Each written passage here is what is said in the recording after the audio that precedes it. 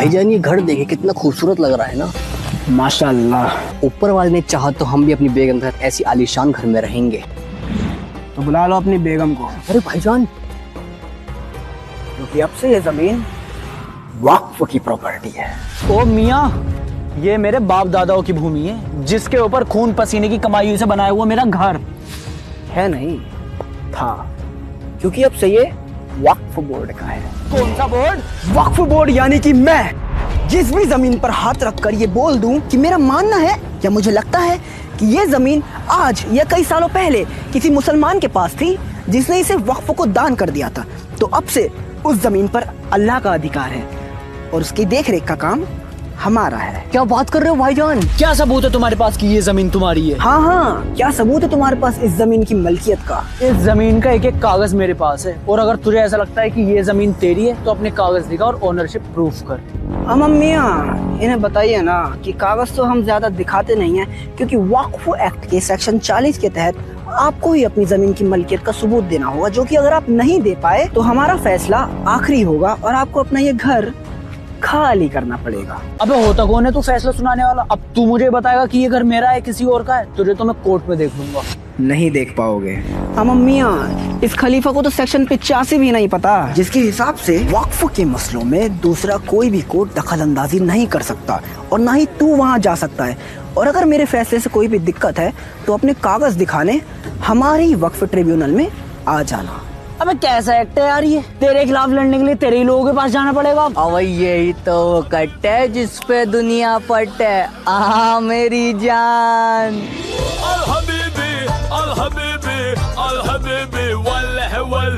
भाईजान एक तो हो गया, पर बाकी बेगमों के लिए और कुछ तलाश करें।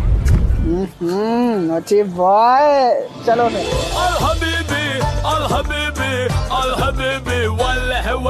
अब तो हम माला माल हो गए भाईजान, अब तो बस बेगमों का आराम फरमाना है।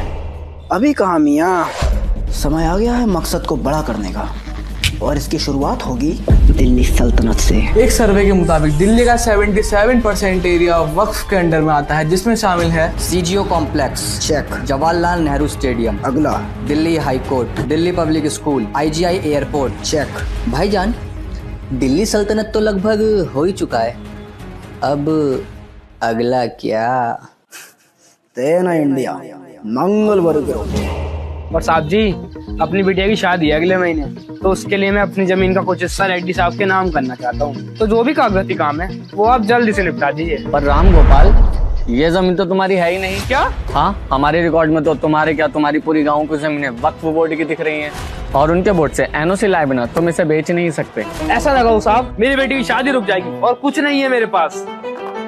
तो देखा आपने कैसे इस गांव के लोगों को पता चला कि इनका पूरा का पूरा गांव ही वक्फ बोर्ड के अंदर आता है, वो भी बिना किसी ठोस सबूत के। ऐसा ये केस बिहार में हुआ है जहां पूरे गांव पर वक्फ ने कब्जा कर लिया और 30 दिन में उन्हें उन्हीं का घर खाली करने की धमकी दे रहे हैं। आज की ताजा खबर में जाकिर नाइक का बड़ा बयान का, अंबानी का घर भी वक्फ की प्रॉपर्टी पर बना हुआ है। पिछले 10 सालों में वक्फ की प्रॉपर्टीज डबल हो चुकी है, आंकड़े आपके सामने है। एआईयूडीए चीफ बदरुद्दीन अजमल का बड़ा बयान, कहा पार्लियामेंट भी वक्फ की जमीन पर बना है। भारत में रेलवे और आर्मी के बाद आज वक्फ बोर्ड के पास सबसे ज्यादा जमीनें हैं। अबे ओ मुतवल्ली, तेरी कयामत आने वाली है, क्योंकि तेरे वक्फ का वक्त ना खत्म होने को आ रहा है। सरकार एक नया बिल ला रही है जिसमें तुझे अपनी सारी प्रॉपर्टी के कागज दिखाने पड़ेंगे, वरना सरकार उसे छीन लेगी। जबान संभाल कर बोल मियां, अगर ऐसा हुआ तो यूपी में हमारे पास 1,21,000 जमीनें हैं, जिसमें से 1,12,000 के कोई कागज नहीं है हमारे पास, और तेलंगाना में 33,000 में से 90% जमीनें बिना कागज की हैं। तो इसका मतलब तुझे उन सबकी लूटी हुई जमीनें वापस लौटानी पड़ेंगी। एक बार जो जमीन वक्फ की हो गई तो कयामत के दिन तक वो वक्फ ही रहेगी। यही हमारा उसूल है। अपने उसूल की बत्ती बना के दीपक जला ले, क्योंकि इस बिल के एक्ट बनने के बाद चाचा नेहरू की दी गई तेरी सारी असीमित शक्तियों पर लगाम लगा दी जाएगी। कैसी लगाम? मम्मी तुझे तो वक्फ अमेंडमेंट बिल 2024 के बारे में कुछ पता ही नहीं है। पहले जैसे तू किसी भी जमीन को वक्फ बोर्ड के बता देता था बिना किसी लीगल डॉक्यूमेंट के, वो पावर अब तुझसे छीन ली जाएगी। क्लॉज 3 के हिसाब से सिर्फ वही व्यक्ति वक्फ को अपनी जमीन दान कर सकता है जो पिछले 5 साल से इस्लाम को फॉलो कर रहा हो और उसके पास अपनी जमीन के कागज हों। तो गैर मुसलमानों की जमीनें हड़पना बंद रखते। तुझे अपनी सेंट्रल वक्फ काउंसिल में अब 2 मुस्लिम महिलाओं के साथ हिंदू, सिख, ईसाई जैसे 2 गैर मुसलमानों को भी शामिल करना होगा। जितनी भी सरकारी जमीनें वक्फ के पास हैं, फिर से वो सारी सरकार दे जाएंगी। या अल्लाह, ये बिल पूरी तरह से इस्लाम और मुसलमानों के खिलाफ है। तेरे वक्फ ट्रिब्यूनल में जो 40,000 से ज्यादा पेंडिंग केसेस पड़े हैं ना, उसमें से 10,000 तो खुद मुसलमानों ने किए हैं, जिनकी जमीन तूने हड़प रखी है। और जितनी पावर हिंदुस्तान में वक्फ के पास है, उतनी पावर किसी इस्लामिक कंट्री में वक्फ के पास नहीं है। ये बिल एक्ट बन जाए, ऐसा हो नहीं सकता, मैं ऐसा होने नहीं दूंगा।